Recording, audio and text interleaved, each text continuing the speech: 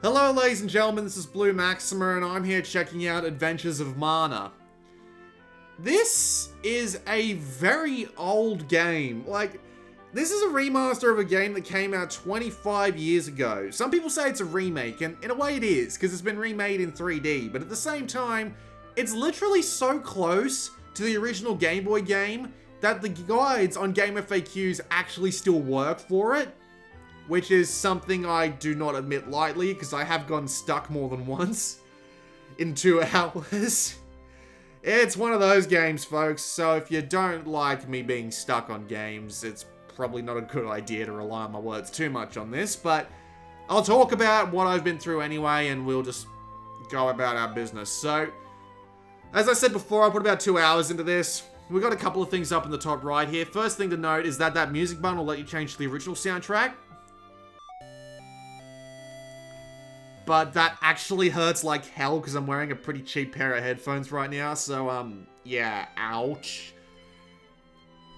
We also have a settings menu which reveals that this game is basically a port from the mobile version. There's touchscreen interactions everywhere. You can control the entire screen with the entire game with touch, you know. But there's a bunch of other things here you can do as well. And the whole game works via buttons. So it actually works better via buttons. So nothing to worry about there. But there's all your options. Not much out of the way to the usual stuff. We'll hit continue and go straight onto my game. As you can see, I've been playing for about 2 hours now. This was after a failed take because I couldn't find my way through. So yes, I had to refer to the goddamn guide again. And it was an obvious solution that I have a real amount of trouble thinking of. So you'll be able to see what to do. And if you can't think of shit like that naturally, then this game's probably not for you. But me, I tend to have a little bit of trouble with that. But anyway, here we are in Wendell. A little bit ago, shit went down and I was told to go west. No spoilers, but there you go. There's your typical shops, your typical inn and equipment stuff. Not too much out of the way of ordinary stuff. So we've got, in here in the menu, we've got different weapons that we can equip, and these actually have different uses. Like, the battle axe will let you chop down trees, the sickle will let you chop down grass, the chain flail will pull you across things like gaps if there's a pole on the other side, so they're all different pieces of equipment as well as weapons. Unfortunately, it's kind of hard to swap between them on the fly, especially when there's a dungeon that makes you go through multiple ones of them at once. I mean, you do have 3 shortcut slots here, but you won't know what item you'll need for that shortcut until you've come across a thing that needs it, and at that point you're swapping out of the menu anyway, so it's kind of annoying. You can also upgrade your armor, but that doesn't seem to have any effect like the weapons other than just upping your defense. Items, there's some pretty obvious stuff here. There's like key rings and mattocks, which are basically pickaxes. Annoyingly enough, you need to actually go and buy a key ring for the first dungeon, and if you don't know this, you'll be stuck in there for a little while, so yeah, do that. I've also got all sorts of other weird items. Like, I've got eye drops that'll help with blindness, you've got crystal and pillow for different effects on the battle, and this Rust Be Gone item here that I have that, I got in my previous takes, so, you know, that's just generally how these things work. You've got different spells you can use as well, and I've got 3 of them equipped here, and I might as well equip the 4th. So, without further ado, let's head on out of the town and head out onto the field. So, this game's very simple. It's a lot like the old Zeldas. You have one button to attack with, and you move with the analog stick. And basically the idea of combat is avoiding enemies' attacks and getting your own in. As I said before, some items do different things, and the good old axe here chops down trees. So that's just generally the way that works. And you can find all sorts of different paths in the trees that I took like 20 minutes on my first take to find. So yeah, I know what I'm doing now. And hopefully I won't get too stuck in the Silver Cave. I've stocked up on all the items I can get up to this point. So, I'm actually not going in the right direction, but I'm just showing off the combat a little. Here's a spell, by the way. That's the sleep spell. That's the fire spell. And I do have the cure spell and the heal spell for curing me of things like poison and stuff like that. A piece of candy from a dead pig soldier. Why would I eat that? I don't know. I'm a goddamn idiot. My name's Sumo after all, so I really should be the size of a goddamn tanker trailer, but nevertheless. If we move along, you do have to, like, buy some particular items. Ooh, I leveled up, so I can explain how this works. So you have 4 different training regimens you can pick, and you get different stats depending on which one you pick. So if you want to level up, like, your weapon strength, for example, you'll pick the warrior. If you want to pick up if you want to level up your amount of mana you have, you pick the mage, basically. Game's got a lot of references to Final Fantasy in it, which makes sense considering this game was called Final Fantasy Adventure back on the Game Boy. And it has actually taken its real name, which is Adventures of Mana, but it's still kind of neat to see all the Final Fantasy references in here. I mean, I have played the first Final Fantasy, so I do get at least some of them.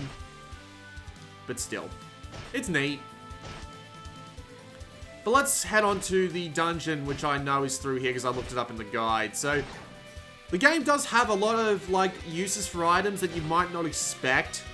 Like, Maddox are the only way you can smash pots, for example. And if you've played Zelda at least once, you know that this is a crime against humanity. So, yeah. You do kind of have to figure out what items can be used where, which is kind of annoying. It makes sense in some sort of context, but at the same time, it is kind of annoying that you have to figure out all these different uses. And you just, yeah, you do have to work your way through these sorts of puzzles. So if you're not very good with that sort of stuff like I am, this game's probably not for you. But if you're capable of solving relatively simple puzzles that don't exactly give away their solutions, then you'll probably love this game. Because it is decidedly old school. It is really old school. Just how silly this game is. Hey, it's an inn. But I won't go in here right now, because I've only lost 3 health. I haven't even used a spell. Well, I have used a spell, but I did get all my spells back. So it's not like it's that big of a deal. But yeah, that bar down the bottom goes up. The more your weapons charge, the more you don't attack. And obviously there's a special attack if you fill it up completely. You also do more damage in general. If you just, yeah, if you just like let it charge up completely. Pretty obvious stuff. Forbidden Mines. Alright, so this is actually a dungeon. And dungeons often have their own thing to them. There are items defined and weapons defined and stuff like that. You know, it's pretty obvious. I mean, when I say the game's old school, it's really old school. It is a 25-year-old game, old school. So, I mean, I don't know what you expect, honestly. But at the same time, it's, oh dear. Get out of my way. Right, so yeah, it looks like this cart can't be stopped unless I hit one of these switches.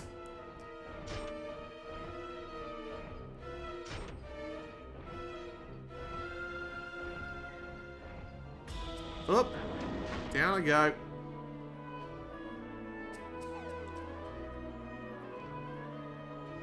Oh hey, I found a dwarf. I actually like the 3D models in this game. They're really nice. Like, the whole game is... It really is decidedly old school. It's really well put together, the presentation is nice, and the performance is fine. I mean, there was a little bit of lag back there when I was swapping rooms, but at the same time, it's not that bad at all, really. But anyway, we're in a pretty typical dungeon now, so I'm gonna swap from my battle axe back to my chain and sickle, because this is a different weapon, and it's got a longer range on it. Is that a mimic? That is awesome. I like that model a lot. I haven't actually been here yet. Alright, I'm gonna need a Matic.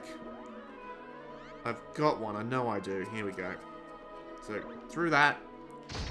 And on we go. Just, that is an awesome model. The style in this game is really nice. It's good to look at. Everything's, like, really nicely stylized. I've got,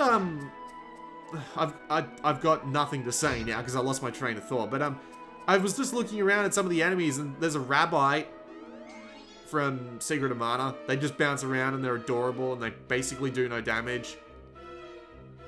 Where do I go from here? This is a healing spring, so it's giving me all my health back. So that's a good start, but I need a way forward.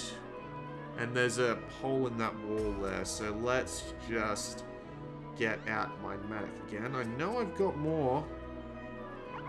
I actually don't. This might be a problem. I hope that dwarf gives me free ones. Hey, buddy. Nope, he won't talk to me now. Great, I'll have to pop back into this room and... What was it, the room before? Hopefully those enemies give me Maddox. Because if I can't get a Maddox here, I'm kind of screwed. There's also a hidden room on this side too. It might not even be hidden. It might just be, what's the word I'm looking for? Do I have a weapon that can get rid of these? I don't think I do.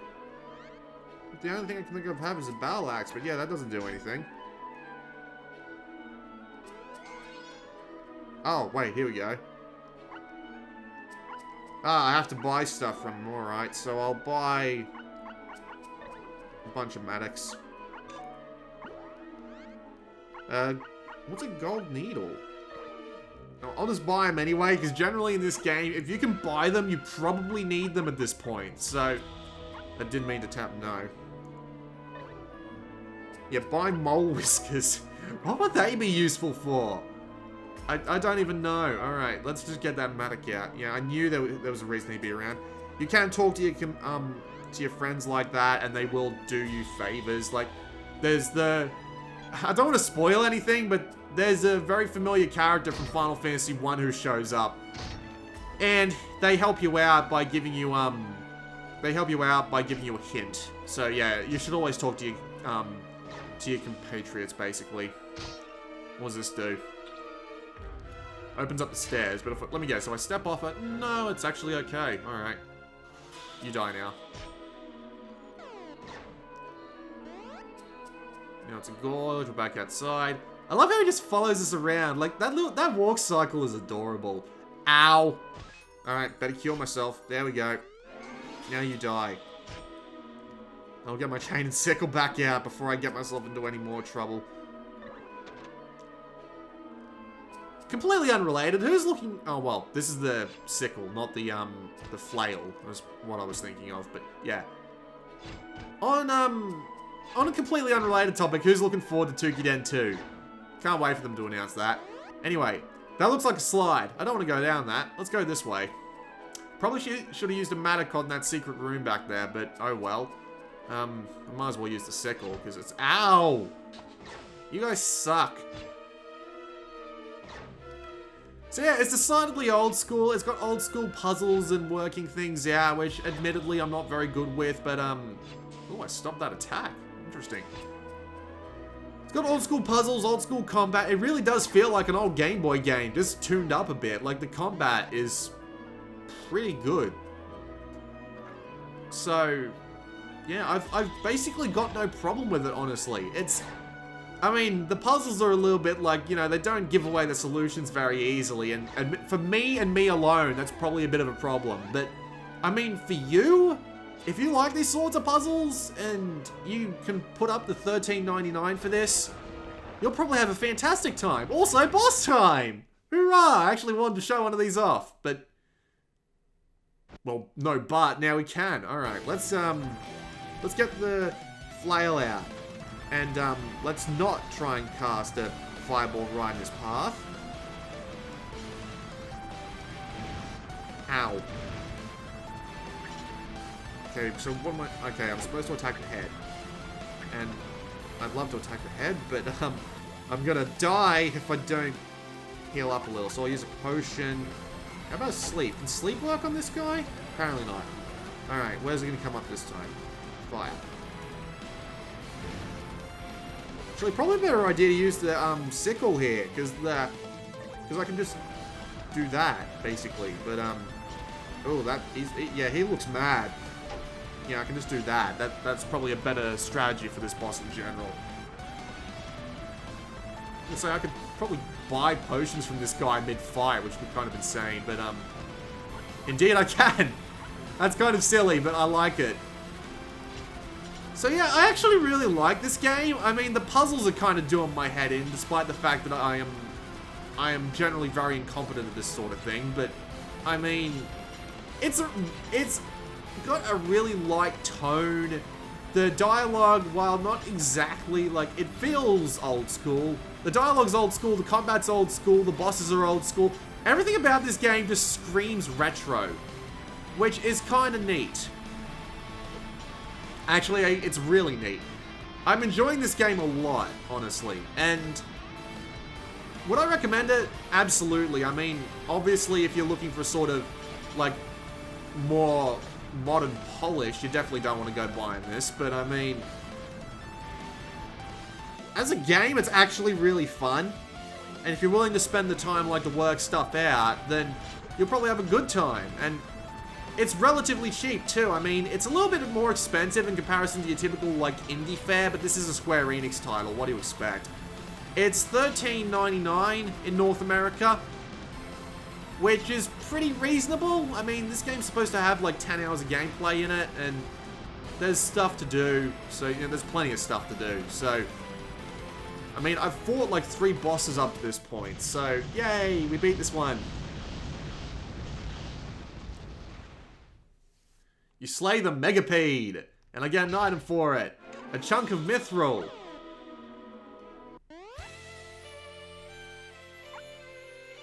A full suit of mithril armor might even fool Gaia.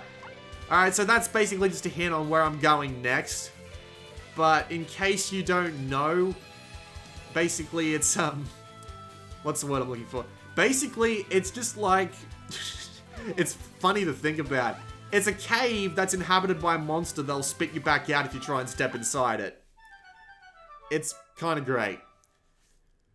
But anyway, that was a quick look at Adventures of Mana. That's basically how the whole game goes. You're wandering around the world map trying to figure out what you need to do. Then you go into a dungeon, you get new stuff on the way there, and they'll let you go into the next set of dungeons.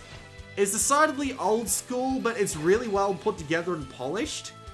And I like it a lot. And to say if I said I wouldn't recommend it, the only reason I wouldn't recommend it is if you couldn't figure out, like, puzzles that are relatively simple on the surface, but aren't exactly one to give away the solutions. I admit this is probably the modern gamer in me talking, but yeah, I tend to have a little bit of trouble figuring out puzzles like this, or even just general, you can use X item on Y thing, despite the fact that the game hasn't actually told you this. I'm terrible at those sorts of things. But yeah, it's a really enjoyable game. And for $13.99, if you can deal with that sort of puzzle solving, and you just, maybe you even played this game like 25 years ago and you want to play it again in just like 3 dimensions, well, here you go. It's pretty damn good. And considering how much we had to fight to get this localized, I'd probably recommend you buy it anyway if you're looking for games like I Am Setsuna or Romancing Saga 2, you know. But yeah, really good game. I quite like it. And I'd probably recommend it to pretty much anyone. So yeah, I'll just save now and bring this video to an end. So, this has been Blue Maxima, and I'll see you all next time.